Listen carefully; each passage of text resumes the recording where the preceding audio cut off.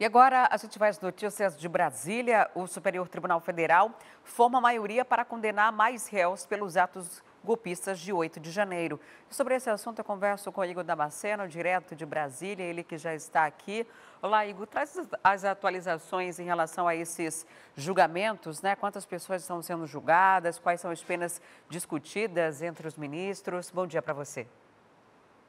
Adriane, bom dia para você, bom dia para todos que nos acompanham. Na verdade, o Supremo Tribunal Federal já concluiu o julgamento de pelo menos 29 réus acusados de terem invadido os prédios dos três poderes brasileiros. Desta vez, são 29 pessoas que invadiram o Supremo Tribunal Federal, o próprio prédio, o qual está julgando esses 29 réus. E eles foram condenados com penas que variam de 14 a 17 anos de prisão em regime fechado por 4 crimes: golpes de Estado, abolição violenta do Estado Democrático de Direito, associação criminosa e depredação do patrimônio público qualificado. Então, são 4 penas que, somadas, variam de 14 a 17 anos de prisão contra os executores, pessoas que, de fato, invadiram o prédio do STF naquele fatídico dia 8 de janeiro. O relator é o ministro Alexandre de Moraes, foi ele quem decidiu por essa pena, optou por essa pena, fez essa recomendação e outros 7 ministros o acompanharam no voto. Quem são eles? São os ministros Dias Toffoli, Gilmar Mendes, Carmen Lúcia, Luiz Fux. Esses são os ministros os quais acompanharam o ministro Alexandre de Moraes e então acabou formando maioria para essa pena, 14 a 17 anos de prisão, pelos 4 crimes os quais eu citei. Já os ministros Cristiano Zanin e Edson Fachin, eles discordaram parcialmente de Alexandre de Moraes. E essa discordância foi justamente a respeito da pena. Eles queriam penas um pouco mais brandas.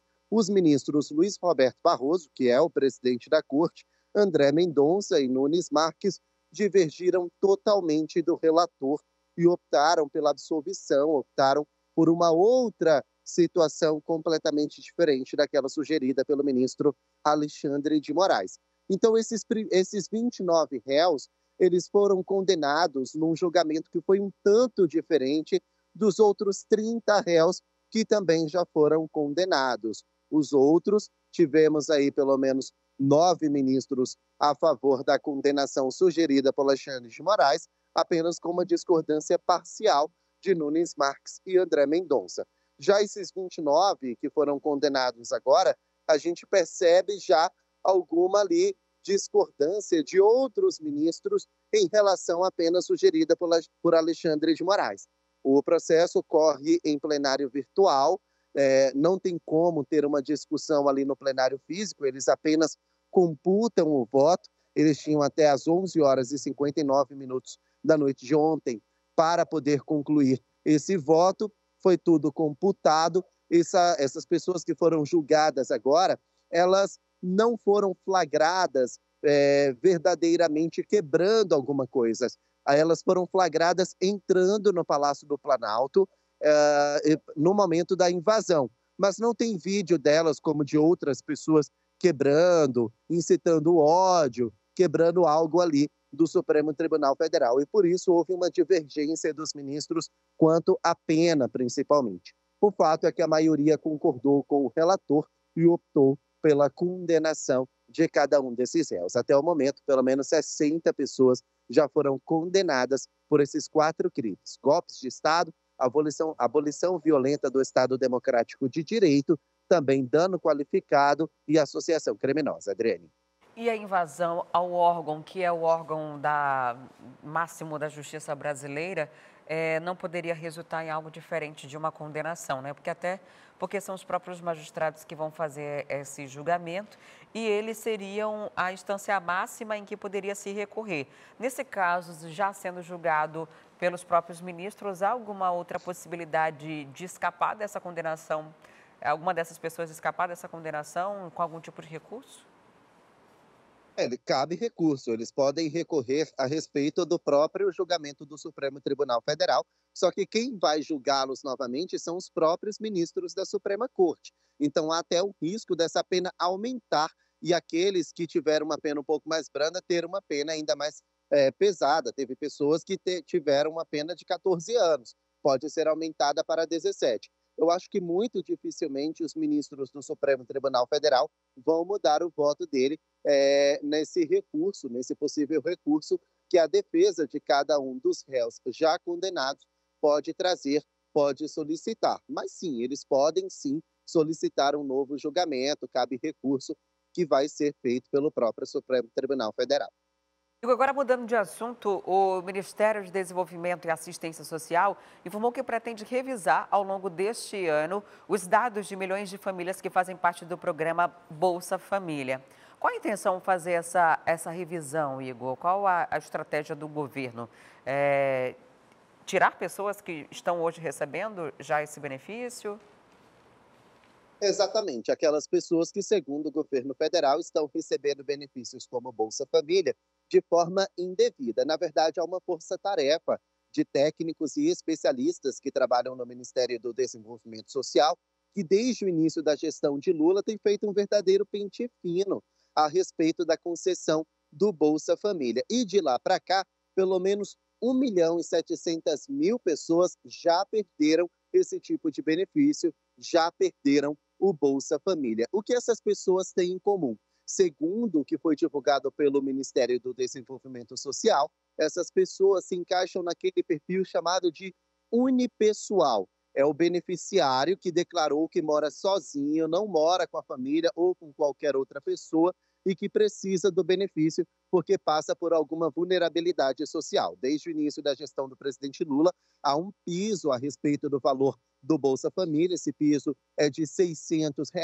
Então, aquelas pessoas que se encaixam no quadro unipessoal, elas estão recebendo esse valor. Só que os técnicos do Ministério do Desenvolvimento Social, segundo repassou o governo, eles identificaram que as pessoas que se encaixam nesse perfil, na verdade, elas dividem a casa, dividem um apartamento com um amigo, ou então elas não moram sozinhas, elas moram de favor na casa de alguém. Isso significa que elas não se encaixam nesse perfil. Tem muita gente, segundo o Ministério, que diz que mora sozinho, entregou documentos, por exemplo, o comprovante de residência de uma casa onde eles supostamente morariam sozinhos, mas na verdade mora com o pai, mora com a mãe, ou seja, não precisa desse benefício, pelo menos não se encaixa nessa regra. O que está sendo divulgado pelo MDS não é se a pessoa precisa ou não desse benefício, mas se ela se encaixa ou não no perfil qual ela escreveu.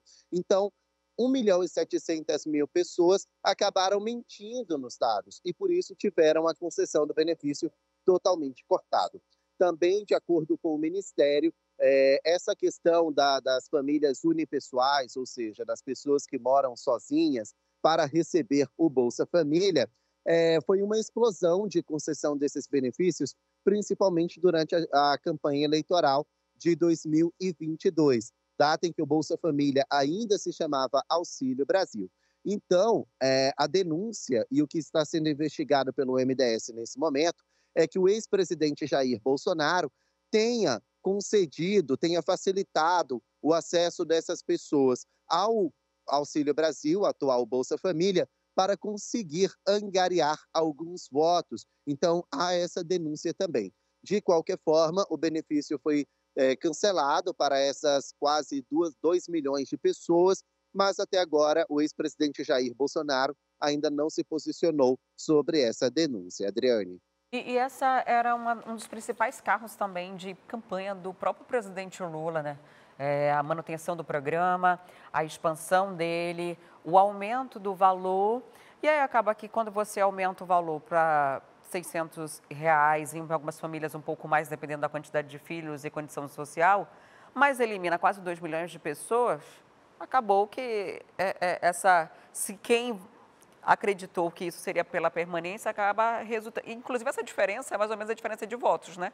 Entre um e outro. A quantidade de pessoas já canceladas aí no Bolsa Família. E é provável que outras sejam ao longo deste ano por conta desse pente fino que continua. Claro que se alguém está recebendo de forma indevida, tem que deixar de receber mesmo, né? Se não faz parte dos critérios. Então, o pente fino que deve se estender ao longo desse ano e mais pessoas, então, somadas essas quase 2 milhões de pessoas, devem sair desse programa. Agora, Igor, quando essas pessoas forem identificadas, elas têm as contas bloqueadas ou elas já são canceladas automaticamente ou tem um período para tentar contestar a informação identificada pelo governo federal?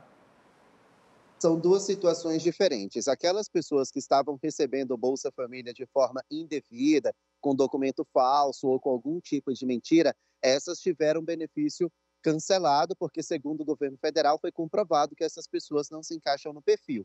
Mas tem também aquela atualização cadastral. São pessoas que precisam falar se ainda dependem do governo, não conseguiram aí algum emprego onde aumentou a renda delas. Então, isso precisa ser feito também. O governo federal pede para que as pessoas, pelo próprio aplicativo mesmo, façam a atualização dos dados cadastrais e que comprovem o cadastro, as informações que estão fazendo. Quem não fizer isso tem um benefício bloqueado, mas aí significa que ele só foi suspenso mesmo. Você entra em contato com o Ministério, você entra em contato com a Caixa Econômica Federal, comprova a sua renda, comprova os seus dados e o benefício é retomado novamente. Agora, esse pente fino está sendo feito em mais de 10 milhões de pessoas, ou que mentiram nos dados, ou que colocaram algum dado e não o atualizaram.